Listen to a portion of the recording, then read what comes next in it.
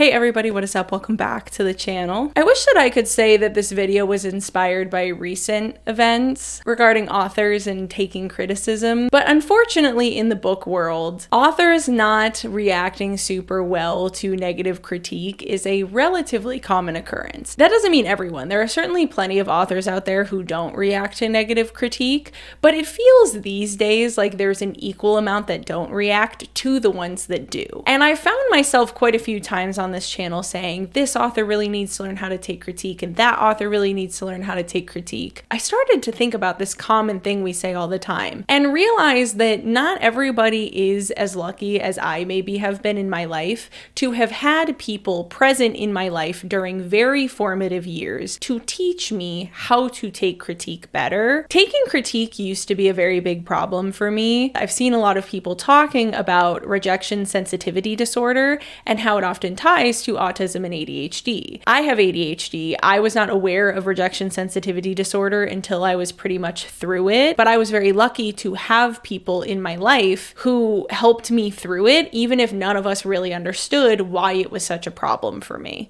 And I had a moment where I was like, I don't know if anybody really cares about my advice. What if instead of just blindly always saying, learn how to take criticism, I actually helped share some of the tips and tricks that I used to help me learn how to take criticism better, learn the difference between constructive critique and non-constructive critique, learn when to take people's critique and when to trust yourself, things like that. I was surprised as I started to type up my tips how much I feel like I have to say on this subject, so that's what today's video is going to be about. I do want to give a quick disclaimer though. Two of the people that I think of as being very formative in this journey of mine went on to have their own inability to take criticism-related crash outs, which isn't that many people, but it is weird that it happened twice. I don't say that to be shady. I say that to say sometimes the pot calls the kettle black on this kind of stuff. The people who give the best advice on how to deal with criticism are usually the people who themselves have had to work through dealing with criticism. So I in no way want this to come across as me saying that I'm completely healed on this and that negative critique never bothers me and that I never have negative emotions tied to it. And I certainly do not want this video to come across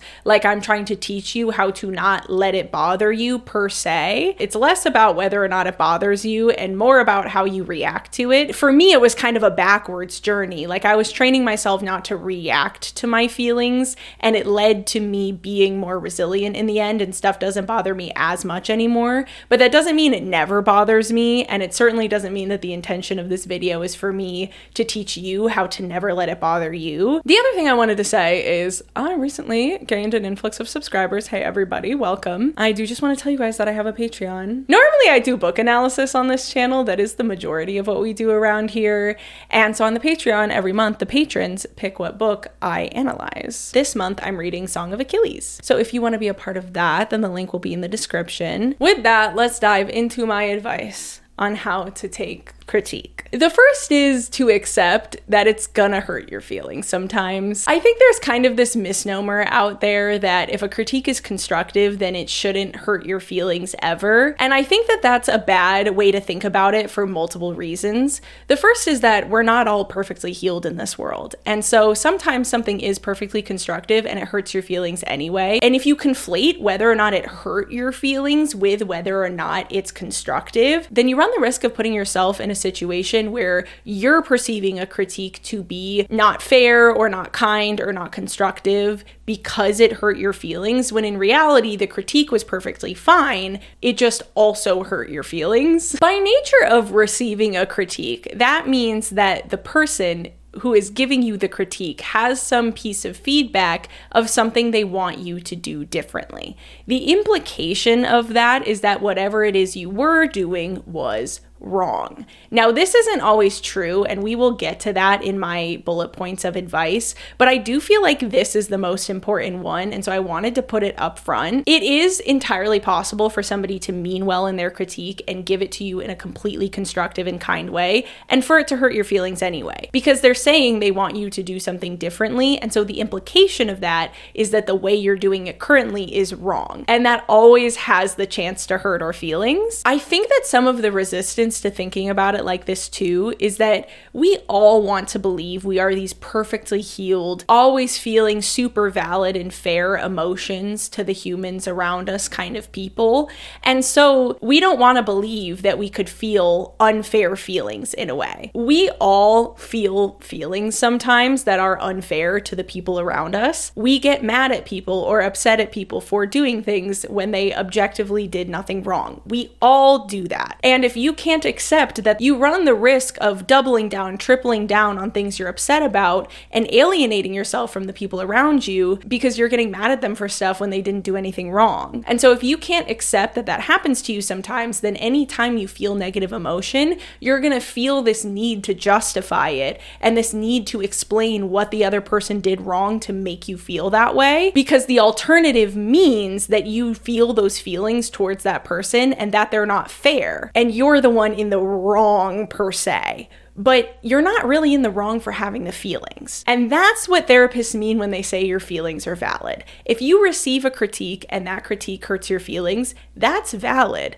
We're all human. It happens. It doesn't make you a bad person to feel that way. It's not really about not feeling the feelings. It's how you react to the feelings. You become in the wrong when you act on those feelings towards other people. You need to detach those things from each other. Sometimes the critique is constructive and it hurts your feelings anyway, and that's okay. And nobody's done anything wrong and nobody's a bad person and it's all fine. Which brings me to my second piece of advice, which is you gotta let yourself be sad about it sometimes too. As I've already said, feelings are always valid. There's a lot of people out there who don't understand what that really means. It means kind of what I explained about detaching your negative emotions and how you feel from your reactions to them externally. So how you feel is always valid. You feel how you feel, but your reactions to those feelings are not always justified. Sometimes critique is going to hurt your feelings and that's valid, but reacting to the critique that hurt your feelings isn't always justified. Validating feelings and enabling behavior are completely different things. It is completely natural and human and valid to be upset about receiving a piece of negative critique. The negative self-thought train of I'm a piece of shit for being upset about the fact that somebody gave me fair critique is not going to help you, and it's not going to help that other person either. In fact, it's just going to play into you insisting that critique was unfair or non-constructive or not helpful because it hurt your feelings. I maybe shouldn't have separated this out into a separate piece of advice because it ties so closely to what I said about constructive critique is gonna hurt your feelings, but I really do feel like it is important enough to have its own bullet point to just emphasize this is perfectly natural. It's perfectly okay. There's nothing wrong with you for feeling that way. And you shouldn't be mean to yourself for feeling that way. And it's actually not going to help. It doesn't make you a bad person. Just accept it. Accept that the person's comment hurt your feelings and self-soothe in whatever way makes you feel better. But you might be wondering, well, how am I supposed to react in the moment if I'm put into this situation? What happens if I'm delivered a piece of critique that does hurt my feelings, but I'm not sure if it's constructive or not, and I don't really feel like in the moment I'm in the right headspace to figure that out? And that brings us to my next piece of advice, which is you don't always have to react to negative feedback and don't explain the critique away. I wouldn't even just say you don't always have to. I would say that more often than not, you do not need to respond to the person giving you the feedback in any way, shape, or form. This is the piece that I wish was explained to me so much younger. I was in college before somebody said to me, you know, like if I give you a piece of feedback, you don't have to tell me why you weren't doing that to begin with. You don't have to explain that to me. It's fine. I'm not insulting you. I'm just telling you what I want you to do differently. You don't have to come back with, well, I was doing it this way for XYZ reasons. And I was like, yeah, that actually makes a lot of sense. And now that I've lived a lot of life with that advice, I've kind of come to the realization that there are very few situations in which responding to negative critique helps you at all. That doesn't mean that the critique doesn't help you. That doesn't mean don't listen, but don't respond back to the person in the conversation to continue the conversation about the negative critique. If somebody says to you, oh, I think think you should do XYZ differently, then defaulting to the response of thanks so much for your feedback, or I'll take that into consideration, thank you, or something like that, is what I have found to be the most helpful response in 98% of situations. And that was really impactful for me. Like I said, I think that was the biggest piece of advice that I got on all of this that actually helped me work through handling negative critique, because I realized they were right. In that moment, they're just trying to tell me how they want me to do it, and there's no reason to justify why I wasn't doing it that way. And so reacting is just a waste of time. And that's what I mean about there kind of being this feedback loop of when I wasn't reacting and explaining and defending almost why I was doing things the way that I was doing before I got the feedback, it led to me over time reacting less in my mind as well, because I was training myself not to react. The only reason to ask a follow-up question is if you don't understand what they're saying. So if you don't get what they are trying to get you to do, then asking follow-up questions to understand what that is makes perfect sense. But also, if you're writing a book and you're working with an editor, then the nature of your relationship to that editor is that they're giving you a lot of feedback and you're responding to that feedback, and you're using them as a sounding board as well as a point of feedback. So in that situation, if an editor says to you, hey, I didn't really feel like this character's behavior was very justified. As the reader, I got to this point and I just felt like this wasn't something the character would do.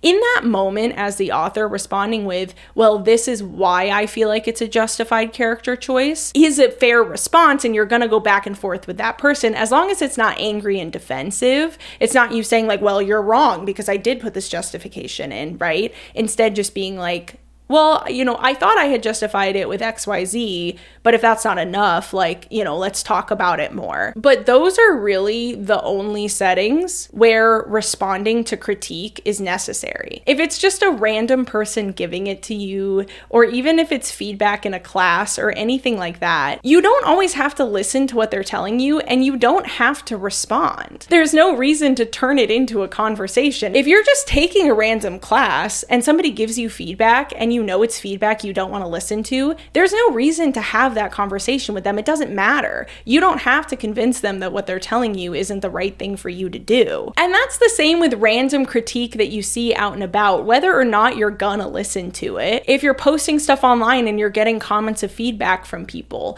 or, if you're reading the Goodreads reviews on your books, which you should not do probably. As an author, it's probably just best to avoid those, but if you are doing that, there's no reason to respond to people. There's no reason to argue with them, even if you don't think their critique is justified, even if you don't think it's fair, even if you don't think it's constructive. It doesn't help you. It basically never has to be a conversation. It only has to be a conversation if you don't understand what they're saying and you want to understand it, or if the nature of your relationship to that person is one where they give you feedback and you respond, and that's the nature of your relationship with each other and you're doing it in a kind way. Otherwise, thanks so much for the feedback. That's all you need to say, if you need to say anything. My next piece of advice is that critique does not inherently mean that you've done something wrong. Critique also doesn't necessarily mean that you're bad at whatever thing you're doing that the person is critiquing. If I go back to writing, another example could be an editor saying to you, hey, the world building was really confusing in the beginning and I didn't understand XYZ about what was going on with the government. That doesn't mean you're a bad author. You know the world building really well, so it makes sense to you, so you might not flag reading the draft back to yourself that something isn't explained very well because you understand it already, because you're the one coming up with it. But somebody else reading it and telling you that it didn't make sense to them is good feedback because they went into it not already understanding what the world building is. And so they're telling you that if you go into it blind, this part isn't explained very well. That doesn't mean that you're a bad author, and that doesn't mean that the manuscript is bad. It just means that if you don't already know the world building, then that part is confusing. Maybe a better way to word this section of advice is that the critique only means what the critique is. If somebody tells you this part is confusing, then all they're saying is that part is confusing. They're not saying you're a bad author. If somebody tells you that they feel like this character doesn't have enough motivation for what they're doing, then that's all they're saying, is that they don't feel like that character had enough motivation. They're not saying you're a bad author. And I was thinking about this as it pertains to neurodivergency and the fact that rejection sensitivity disorder is a very common symptom of ADHD and autism. There are many points in my life where I have have felt like other people were handed a pamphlet of how they were supposed to behave in a situation, and nobody gave it to me, but everybody thought I read it. So then they were mad at me for not following rules that nobody told me about. This is a really common neurodivergent experience. You don't have to have autism to struggle to read social cues. That can be a symptom of other forms of neurodivergency as well. Different people grow different coping skills to deal with this in their life. And for me, I do feel like one of the other things I struggled with just generally, beyond just constructive criticism, is reading really far into what everybody said out loud, because I had so many experiences in my life where somebody just assumed that I was going to pick up on something they were implying, but that they never directly stated, and that they got mad at me, like they put it back on me, and they made it seem like I had done something wrong for not understanding what they were trying to imply. And it led to me very frequently assuming that somebody meant something different from what they were saying, and trying to figure out what that was or read in between the lines, just because that isn't something that came natural to me. And one of the things that I think has changed the most about me through therapy is the acceptance that there are people out there like that. But I'm a very direct person. I'm going to say how I feel, and I need other people to tell me how they feel, or I'm not going to pick up on it on my own. Any kind of long-term friendship, family relationship, romantic relationship is going to have to understand that I don't pick up on passive aggression. And if they want to communicate something to me, they have to tell me explicitly, and that it's actually perfectly okay for me to take people at face value. And that if that means that in the future, somebody says something to me and they think I'm going to pick up on the subtext and I don't, and they get mad at me because I didn't pick up on their implication, that's not my fault. That's their fault for not communicating effectively. And so I feel in general like I have stopped reading super far into what people are saying. But in thinking about all this and typing up this script, I was wondering if this is part of what leads to that rejection sensitivity, is that because we can sometimes train ourselves to read really far into what people are saying because we're worried that they're trying to imply something that we're not picking up on, that you can start to see other messages in things people are telling you that aren't really what they're saying. A critique just means what the person told you. If somebody's giving you a critique, that doesn't mean that they have some deeper implication that you're bad at the thing that they're trying to critique. A lot of the time, they are just telling you one little thing that they think you could improve upon, and their critique is usually focused in on whatever it is they're telling you, and it doesn't mean that deep down secretly they think you're really bad at the thing and they're trying to tell you that or imply that to you, even if they haven't said it out loud. The rejection sensitivity theory is one of 3 reasons why I think people can read too far into critique and take it too personally, because not everybody's neurodivergent, and there are non-neurodivergent people who struggle with critique as well. I also think that that can come from perfectionism. If you expect everything you do to be perfect, then the implication that there is literally anything you could improve upon within it is an insult, because if it's not perfect, that means you're not good at whatever it is. One of my favorite sayings is, don't let the perfect be the enemy of the good. I have to tell myself that all the time in my life. Yes, it's not perfect. Yes, it's not exactly how I want it to be. Is it good enough? Is it ready to be posted online or submitted at work or whatever it might be? It doesn't have to be perfect. And I think if we expect our work to be perfect, then any response that it isn't makes you feel like it's bad, when in reality, the critique is just what the person said. And the third reason why I think this happens sometimes to people is confidence within themselves. If you believe yourself to be bad at something, then sometimes hearing critique from somebody that there is something you can improve feels like confirmation of something you already believe about yourself, and then you project what you feel about yourself onto that other person, and you assume that they're trying to tell you the same thing, and so you assume that that's how they feel. Any of these 3 reasons, or some combination of them, I think is why we can often fill in that blank. And when somebody just says something as simple as, oh, the world building was a little confusing here, we can hear, you're a bad author. Right? Maybe you believe you're a bad author, or maybe you believe that the book has to be perfect in order for you to be a good author, or maybe you just have grown to read too far into what people say because you've had bad experiences in the past of not picking up on social cues. But for whatever the reason is, a lot of struggling to take critique in the end comes from reading too far into the critique, or assuming that the person is saying more than what they're actually saying. You sometimes have to take the moment with yourself of, did that person person actually say that? Did they actually say that, or was that something I filled in? What were the words they actually said? And what if I just believed that they meant exactly what they said to me, which is that the world building was confusing and I didn't add anything else to it? And this brings us back to what I said about the reaction just being thanks for the feedback. I worked on not reacting first, and not reacting was what eventually led to me having less negative emotion tied to a lot of the feedback, because once I took the time to actually think about what a lot of people said, it was easy for me to see what they meant by their comments, and 99 times out of 100 they weren't actually insulting. If you defend yourself, you start to enter this feedback loop of not wanting to believe that you were being unfair to the other person and insisting that you were justified and all of that. So for me,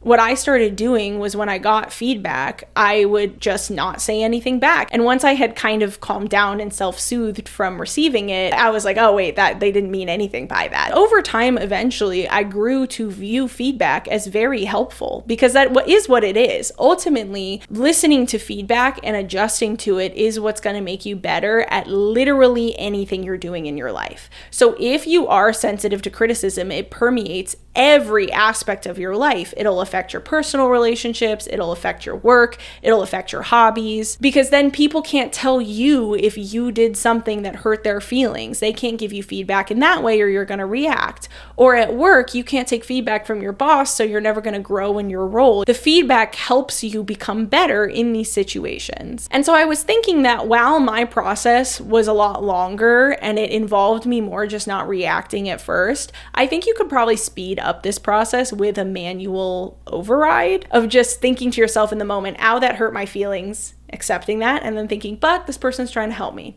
so I'm just going to respond with thanks and move on and self-soothe later if I need to, if I'm still upset about it. And I think that that would probably speed up that process of getting yourself to a place where you view it as positive and helpful instead of degrading. But this brings us to a really interesting question, which is when to listen. Because I've already said that 90% of the time you don't even really have to respond. I think I left out of my you don't have to respond. I wasn't really talking about relationship feedback at the time. It's probably good to talk things out with somebody in a relationship if they're giving you feedback. If somebody is giving constructive critique, do you have to listen to it? No, not if you don't want to. This is truly the other most freeing thought that I had about all of this, especially when it comes to more subjective critique. You don't have to listen to it. If somebody comes to you and says that they don't feel like you gave your character enough motivation for an action that they did, and you listen to them and you take that feedback and you go and you look back at the manuscript and you're pretty convinced that they do, you don't have to listen to them. That's their opinion. You can have your own opinion and you don't have to listen to them.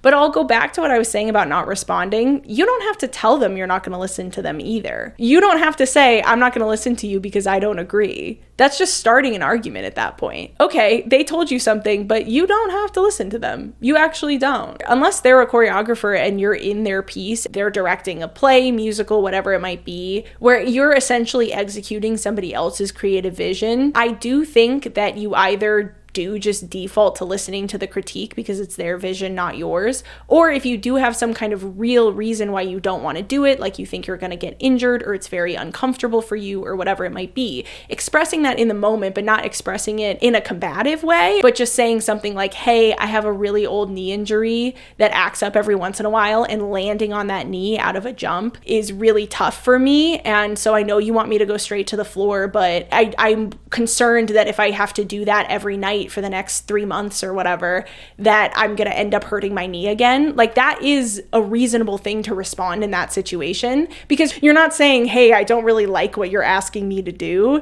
I think it looks ugly. Different people feel different types of way about being a dancer in a choreography and whose vision it is and whatever. That's not what this video is about. We're not diving into the ethics of dancing choreographers and all of that right now. Generally speaking, I will tell you that it is my opinion that if it's the choreographer's vision, you should do what the choreographer's asking you to do, no matter how ugly you think what they're asking you to do is. It's their choreography, not yours. But again, if you have some kind of injury reason, or if they're asking you to be very overtly sexual and that's not something that's comfortable for you, if there is a more tangible reason as to why you don't want to do it beyond just, I don't want to do it, but outside of that setting, what if it isn't their creative vision? What if it is yours? And what if it's feedback that somebody else is giving you on your creative vision? Then it's completely up to you as to whether or not you listen. I know that it would be much easier if if there were clear-cut answers for everything in life, and if I could just tell you, yep, always listen to every piece of feedback you get. But I gotta be honest with you, sometimes people are idiots. Sometimes they know nothing about what they're talking about, and they'll actively give you advice, and you're sitting there thinking, that's terrible advice, actually. But again, in the moment, you don't have to tell them that. You don't have to respond back with, I actually completely disagree with you. I think that's a horrible idea, especially if it's uniquely your creative vision and they don't have any power over it. Because if they don't have any power over it, then you can just choose not to listen to them, and it doesn't really matter if they get upset that you didn't listen to them or not. And so you can just say in the moment, okay, thank you, I'll take that into advisement, or whatever you want to say, and then you just ignore them. But sometimes people do give you really good and really fair and really constructive feedback. So how do you know the difference? It starts with confidence. It starts with understanding that you do have a creative vision, and that vision is valid. And that doesn't mean that other people might not have feedback for you, but if you're the creative and you're the artist, then it should be your art at the end of the day. And if you're not confident in that, then you'll find yourself implementing every piece of feedback that you get, and that's not always a good thing. But on the flip side, it's also understanding that you're not perfect and that your vision is imperfect. And somebody might give you feedback that's genuinely helpful, and then it's good to listen to. I really think the most valuable thing to do is to think of the feedback as helpful and to really internalize what people are saying to you and understand that they're trying to help you, and to look at what they're saying and see if you agree with it or not. Because what can sometimes happen is we don't notice something or we don't see something, and then somebody else points it out to us and we're like, ooh, that's actually really fair. And then sometimes they point something out to us and you really think about it and you really consider it and you're like, no, I don't agree with that actually. And that is the best marker as to whether or not you should listen to feedback. But you can only do that if you're in an emotional place where you're not always going to react to the feedback. If you base it off of how you feel about the critique you're getting, but you always react negatively to critique, then you'll never implement any feedback anybody gives you, and you'll never improve at anything. You're just giving yourself time to decide. You don't have to make a decision right when somebody gives you a piece of feedback as to whether or not you're going to implement it. You can take time. And more often than not, if somebody's feedback is fair, then given enough time to sit with it, you will feel that way. You just have to move through the negative emotions about it first. And so if somebody gives you a piece of feedback and you're not sure if you want to listen to it or not, just say thank you in the moment and walk away and think about it over time and consider it and look at the work and ask yourself if you agree with the critique the person is giving. You shouldn't implement feedback you don't agree with, unless it's somebody else's creative vision, like I said. If it's somebody else's vision and you're just executing it, then yeah, do what they say and you don't have to agree with it. I've been on stage doing stuff being like, this is ugly as hell. I don't think the audience is enjoying this one bit. It doesn't matter. It's not my vision. It's their choreography. I'm just doing it. I guess to summarize what I'm trying to say here, if you're confident in yourself and your art, and you are genuinely open to feedback and you understand that it's helpful, then it will become very easy for you to tell when you should listen to it and when you shouldn't,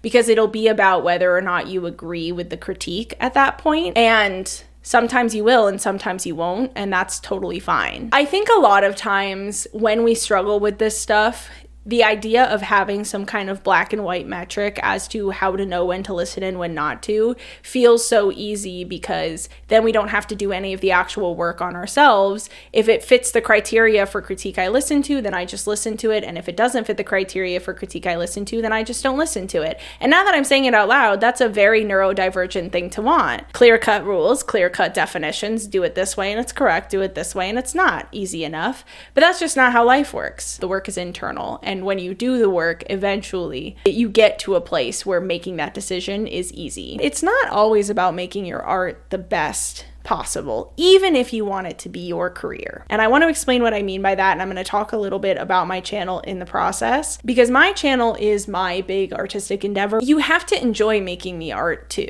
And sometimes you know it would be better or would grow quicker or would gain more of an audience if you did it in a different way, but you don't enjoy doing that. So you won't enjoy making the art if you take that feedback. And so sometimes you can look at a critique, completely agree with it, completely understand why why the person is saying that and not implement it anyway because you don't want to. And that's also valid. I don't want to burn myself out and I don't want to turn it into something I don't enjoy doing. It can be hard for people to understand that I actually don't care if this is the best YouTube video ever made. I care that I consistently am making YouTube videos and they're generally enjoyable, and that's a different goal. And if they're like, well, if you knew something would make it grow quicker, why would you not just do it? But the answer is that I'm thinking long term. I'm thinking about sustaining something. I'm thinking about making sure I enjoy making the videos, you know? There's a lot more that I'm thinking about than what they're thinking about. I didn't tell you any of that to feel bad for me either. I don't take offense to this. I know that people are just trying to help. I know that they want me to be successful on YouTube. That's what they're saying. That's what I mean about confidence. Even feedback that you get somewhat frequently is okay to ignore if you understand why the feedback is coming in and why you're ignoring it, and you're making the active choice and you understand what the consequences of it are. People are probably right that the channel would grow quicker and I might grow a bigger audience if I made more of that quick, snappy style of video, but I don't like making it. I know there's an audience out there that doesn't really want that because I'm the audience. And sometimes I get really frustrated struggling to find videos that aren't super heavily edited and don't have a ton of sound effects and don't have a bunch of things popping up on the screen. You make the art you want to consume. So again, I understand that the consequence of that might be that the audience doesn't grow as big as it maybe could have, or that I'm not going to grow as quickly. I'm okay with those consequences to my decisions because this is my art and this is my channel and this is how I want to make the videos. And the people who want to watch the videos in this style will come to the channel. End of story. There it is. So I just wanted to give that insight because that's a piece of feedback that I have been given quite a bit, and it is feedback on an active choice that I'm making. So I think 5 or 6 years ago, I would have taken a lot of offense to the fact that people said that to me, and I might have reacted in the moment. If somebody just at a party was like, oh yeah, I caught one of your videos the other day and it was great, it was funny, but I was thinking, you know, what if you put some sound effects in there? Or what if you did this? Or what if you did that? Then in the moment, I might be like, well, what? You didn't think the video was entertaining enough? You didn't think it was funny enough? And it's like, no, that's not what they're saying. They just think it would be better or funnier if there were sound effects, but they're not the audience for my video. And they don't mean that in an insulting way. They're not saying the video is bad. They genuinely want to help. So I give this example both to show you my thought process in a reason why I've ignored a critique that I've been given and why I've ignored it and how I've dealt with it. I genuinely don't take offense to it. And if you are a friend of mine and you're watching this and you know you said that to me, I'm being very genuine. I do not take offense to it, and I wasn't offended when you said it. Just because 20-year-old me would have been offended doesn't mean 27-year-old me is. That's what I'm saying. I've worked on this, right? This brings us to a really interesting question though, which is how do you know if a critique is constructive or not? Non-constructive critique exists. Insults exist. And sometimes people think they're being constructive in the critique they're giving you, but they're not. So how do you know the difference? To me, the difference is threefold. I don't know why I said that like that. The first is insults. So there's a difference between saying, I feel like your video would be more engaging if you put more sound effects and pictures in it, and saying your video is boring. And that's where I'm saying sometimes we hear that second one and think the first one. Sometimes somebody says, oh, maybe you should put more sound effects in, and we hear, oh, you think my video is boring. But that isn't necessarily what that person meant. But that's the difference to me between constructive and non-constructive in that situation. The video's boring is less constructive than these are the things I think you could add to make it more engaging, even though you're in a way saying the same thing. Which brings me to the point of critique as well. I'm not saying that general critique can't ever be constructive, but I do find that it tends to lean a lot closer to insulting than to constructive, and it can just be open-ended and confusing. So another difference between the two examples I've just given, boring is a really general point of feedback, whereas I think sound effects might make it more engaging is a specific thing that they think that you could add. I go back and forth on this because sometimes if you get to a place where you can handle it well enough, especially when it comes to something like writing a book, if an editor comes back to you and says, I think this character should do blank here instead, getting to the root of why they feel that way, they felt like the motivation wasn't there, or they felt like the plot wasn't exciting enough or whatever it might be, like getting to the root of what the general feeling that they had that led them to that solution that they're suggesting to you can be very helpful, because you might end up deciding to go a different route to solve the problem instead of the one they suggested. But even then, we're talking about very specific critiques still. Critique on the plot, critique on the characters. They're not just saying, man, the plot was boring. They're saying, in this specific part of the plot, I kind of lost interest. Or in this specific part of the plot, the character did something that I didn't really understand why they did it. So there's almost this like right balance of specificity of telling the person what the actual issue is without being so general that they wouldn't even know how to implement what you're saying, and also without being insulting.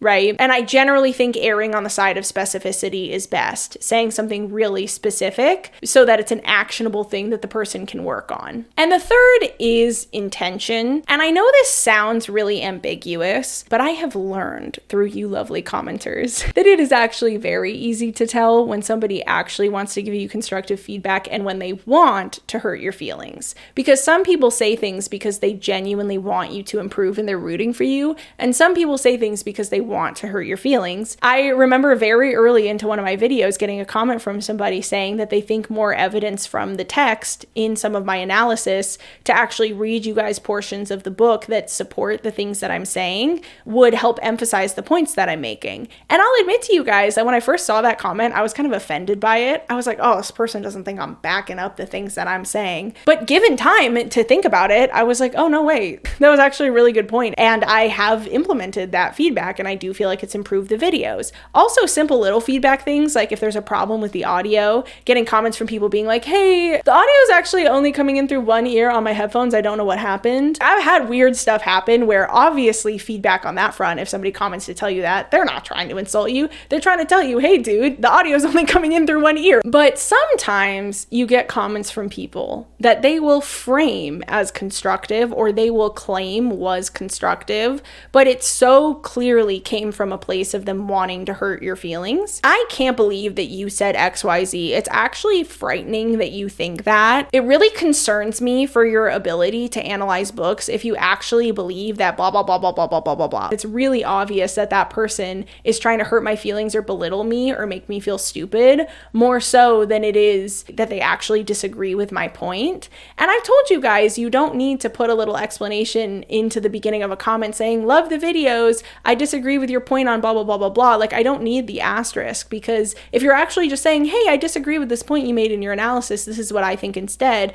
I don't take insult to that at all. In fact, I don't even see that as feedback. Now we're just having a discussion about the book analysis. But sometimes people take a real energy to that, where it's really, really clear that what they want to do is hurt your feelings. Even if they're not technically throwing out any actual insulting words, what is the goal of what they're telling you? Are they telling you whatever it is because they want you to succeed and they want you to improve upon it? Or are they telling you it because they want you to feel bad about the fact that you didn't do it already? There's a very clear-cut difference, and to me, that is the core difference between constructive feedback and not constructive feedback. And the last thing, I know I said threefold, but I have one tiny thing that I don't know if it counts as a thing about the feedback itself, but I also think that whether or not the feedback was solicited has a huge impact as to whether or not it's perceived as constructive by the person receiving it. If the person hasn't asked you for the feedback, then 9 times out of 10, giving it to them is going to feel bad for them in the moment. The implication is that you felt so strongly about whatever it was that they need to do differently or that they were doing wrong, that you went out of your way to tell them, even though the setting didn't call for that. And you can understand why that would be insulting to people. If you're just out and about living your life doing something and somebody just walks up to you and says, by the way, love your outfit, but I really think red shoes would go better than the blue ones you're wearing, you can completely understand why you would perceive that as that person saying they don't like your shoes, because they just saw you standing there and felt so strongly about your shoe choice that they walked up to you and told you that just completely unprompted. It always is perceived as an insult. They've proven this. There's been a bunch of studies on it, actually. Unsolicited feedback is almost always perceived as negative and unconstructive because the person didn't ask. And so if you're just going out of your way to tell them something, then it's you saying, I think I know better than you. I just want to give you this out of nowhere. That being said, I feel very strongly about the fact that if you are putting your art out into the public domain, and if you're selling it or making money off of it in any way, then all feedback is solicited. The second you try to monetize your art, you are soliciting feedback inherently. So you don't get to say that random commenters stumbling across your video and leaving a point of feedback is unsolicited, because it isn't.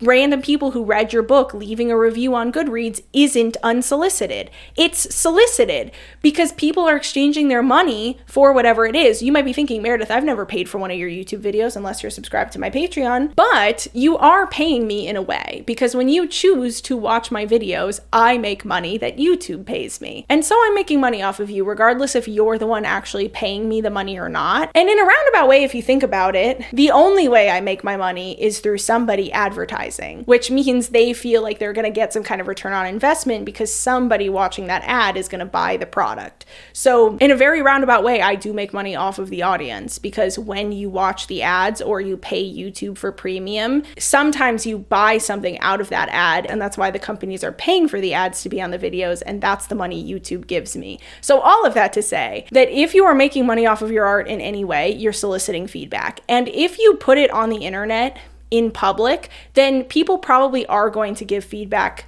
on it, regardless of if it was monetized in any way. And also in a classroom setting, there is an inherent solicitation of feedback between the instructor and the student, but between students, that feedback isn't solicited. So a student turning to another student and giving them advice in a class, in my opinion, universally not something you should do unless that person asks.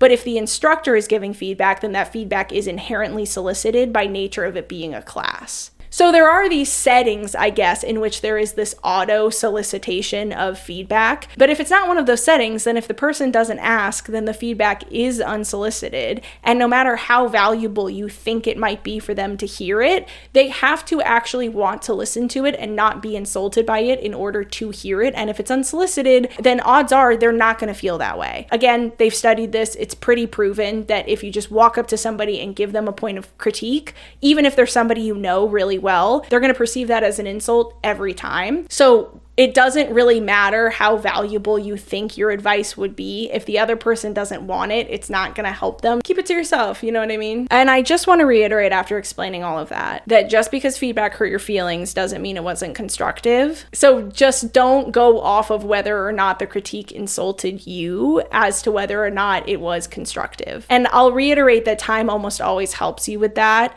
Taking a few days, taking a breath, self-soothing, whatever it might be, and coming to the point of feedback with a clear head usually is what helps you discern whether or not it was constructive or not, even if it hurt your feelings in the moment when you first heard it. I didn't really touch at all actually in this video about taking critiques in romantic relationships. This is mostly about taking professional critique and critique on your art. Just know that in interpersonal relationships, those feelings are super heightened, and it can be a lot harder to take the critique in those settings than it is in a professional setting or in an artistic setting. So just keep that in mind. And the last thing I want to say is that in the public eye, you will get non-constructive critique. So as much as I spoke about how sometimes you'll get comments from people and the comments aren't constructive, that's just for you to know. That doesn't mean you're not going to get those comments. And responding back almost always comes back to bite you. I just generally think that deleting those comments or hiding those users from the channel is the best way to go. Nobody has the right to come into your comments and be mean to you, and you're well within your right to get rid of those comments if you don't want to see them. I love the hide user from channel button. It's my favorite button, and it just means that that person goes into an echo chamber. So they can comment all they want, they can dislike the video, it doesn't matter, their view doesn't count, their comment doesn't count, and their likes or dislikes don't count, but from their perspective, they can still interact with your video all they want. It's just that nobody else ever sees what those interactions are. Best button ever. Every social media should have that button. It's amazing. When I get non-constructive comments from people, I just hide them from the channel and I say, go into the echo chamber, you, and it makes me feel better. For example, on my Audra Winter video that was called I Have Thoughts on Audra Winter, I got a comment from somebody that literally just said something to the effect of, I'm not even going to watch the video. I just clicked in to tell you that only an idiot would give a shit about your thoughts. It was just a reaction to the title. The video was just called I Have Thoughts on Audra Winter, and this person just clicked in to be mean and then left. I don't tell you about that to make you feel bad for me. I don't really care. It's just that I had already typed up a lot of this script, and then I was checking on the channel and I saw that comment and I thought, oh, what a great example. But it also made me realize that I do have advice on how to deal with non-constructive critique as well, because when it's that egregious and that obvious that somebody's just trying to be insulting, I actually find that a lot easier to deal with emotionally than genuinely constructive critique. I actually do find it somewhat easy to shrug off somebody if I'm that aware of the fact that all they want is to hurt my feelings. And this does come from my lived experience, so I'm about to drop some lore on you guys. I used to work at your local Denny's. Once upon a time, you could go into your local Denny's and I would have been the girl who brought you your pancakes. I learned a lot about life there. The number one thing I learned, though, was how to cope with people being a jerk to you, because that does happen all the time. In any service job in general, but you can imagine at a Denny's especially. I started working that job when I was 16, and at that age, I thought that when people came in and got really, really mad at their breakfast, that their life must just be so perfect. That the worst thing that happened to them in a day is that this teenager brought you over medium eggs instead of over easy. I know I'm about to sound like every teacher you've ever had, and every parent, and every coach, and genuinely every adult who says anything to children about when people are mean and when people are bullies. But genuinely, you live enough life, you see enough things, and you learn that it's the most miserable people who do that. I'm going to tell you a story about a specific family that came in to eat once. The dad was a jerk from the jump. I had no idea why. He was rude to me. He was short with me. He was just in a bad mood, and I was the personification of the restaurant and not a human to him. He had his daughters with him and his wife. And when I brought out their food, there was something wrong with his. I don't know. He sent it back. I don't even remember why. But when I got back to the table, I asked if there was anything else I could grab them. And he gave his daughter a very pointed look, and she looked super embarrassed. And she looked at me so shy and so apologetic and said, "Could you please bring me more ketchup? This bottle is out." She was perfectly nice to me. There's nothing wrong with her request. That's what I'm there for. Sure, I'll get you more ketchup, queen. Don't worry about it. She felt so bad even asking me for that with the way her dad had been treating me. And I'm convinced that she would not have even asked me that.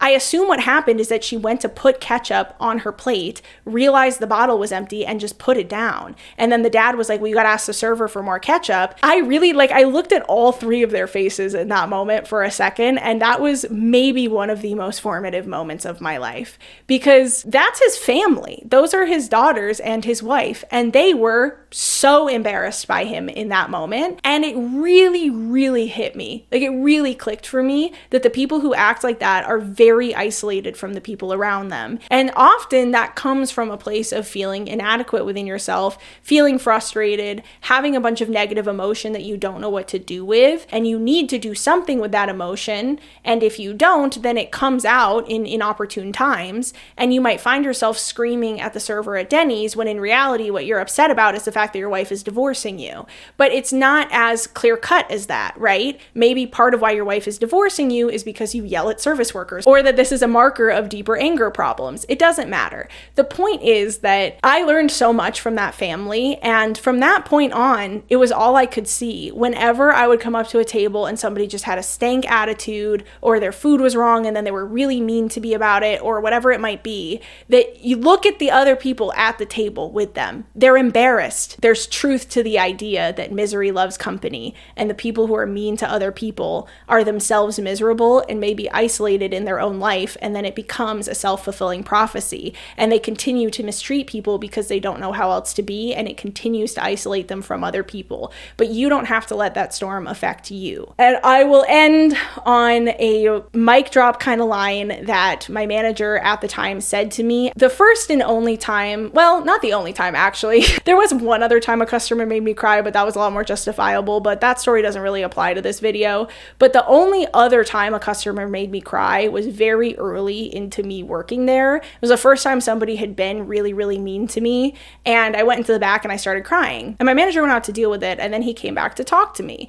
And I was very apologetic to him. I didn't understand at the time that the manager totally understood that customers could be ridiculously unreasonable at times, and that he was like not mad at me at all. And so I was worried he was mad at me and I was apologizing. He was like, hang on, stop, pause. It's just pancakes and eggs. If they want to be that riled up about it, that's objectively a them problem. You don't have to be as upset about it as they are just because they're upset. It's just pancakes and eggs. That line, it's just pancakes and eggs, has stuck in my brain for so many years. And I'm telling you, to this very day, sometimes I see somebody freaking out over something tiny and I think to myself, it's just pancakes and eggs, dude. Why are you losing your mind? I may be lucky in my style of content that I never really talk about anything that serious on this channel. And so if somebody gets riled up about my opinion about the Hunger Games, who cares, dude? It's the Hunger Games. It's a young adult novel that came out like a decade ago, 15 years ago maybe at this point. I understand that it's important to you and that was formative in your childhood, but objectively speaking, it's just pancakes and eggs. It's not that serious. It really taught me to pity people who behave that way.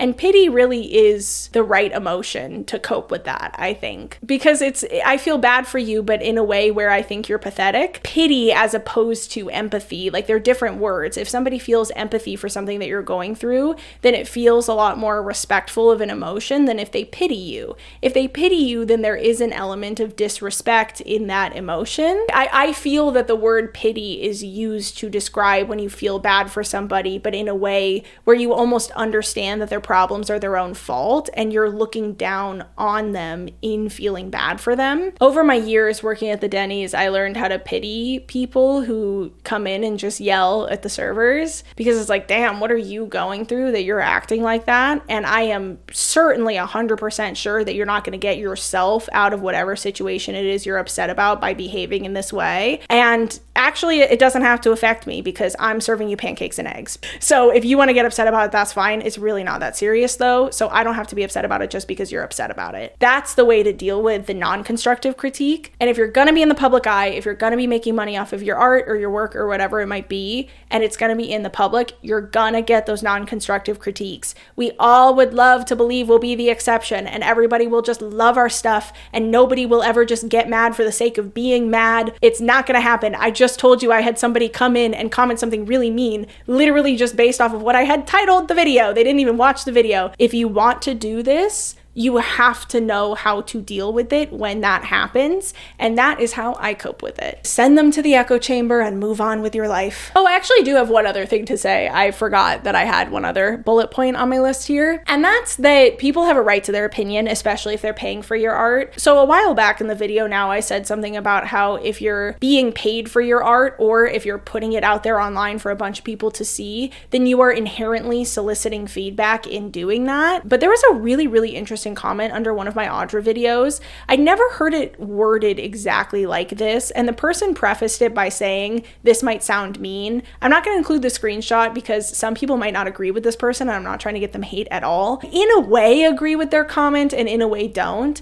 They said something to the effect of, this might be an unpopular opinion, but I don't think you ever owe anybody constructive feedback. Like, if I'm just a random reader who read your book and I didn't like it, why is the pressure on me to deliver the feedback in a way that you're going to like seeing? I'm going to leave my 1-star review, I'm going to put my emotions in it, and I'm going to move on with my life. Why do I have to put the work in to make it constructive? I'm so torn on this because on one hand, I kind of agree. Like, why is the pressure on the reader in that circumstance to be kind? But at the same time, you are responsible for your actions and you're ultimately only in control of your actions. And I am a firm believer that you reap what you sow and you receive what you give. If you go around and you are super negative online about things, then odds are that negativity branches into your real life, regardless of if you've noticed that it does or not. And there is something to be said for always choosing kindness. And I don't say that to make myself sound like a saint. I'm not perfect on that either. While you might not owe that author constructive feedback, you owe it to yourself to move through the world with as much kindness as you can. It's just a different way of looking at the same thing, that wording. But I also agree that there are ways that you can word feedback that people are more likely to take it better. That wasn't really what this video was about. This video was a lot more about receiving critique. And that is what I feel like you don't owe people at all, ever. If your feedback is constructive and you aren't leaving it to insult them and your goal is not to insult them, then I do think that you don't need to put all that extra work in to make sure that it's delivered in a way that isn't going to hurt their feelings. As long as you are not actively insulting them, then I generally agree with the idea that it's like, why is the pressure on me as the reader to give the author constructive feedback instead of just expressing exactly how I feel? What do we think? How do we feel? I know this is something I've worked a lot on over the years, and again, I just want to reiterate, at no point in this video did I intend to come across as I'm perfect at this, or that this is something that I'm great at. Like, these are tips I'm extending to you that I have been given because this is something that I have worked on a lot in my life. I hope that they are helpful. That's going to be it for me today, you guys. I love you, and I'll see you in the next one. Bye!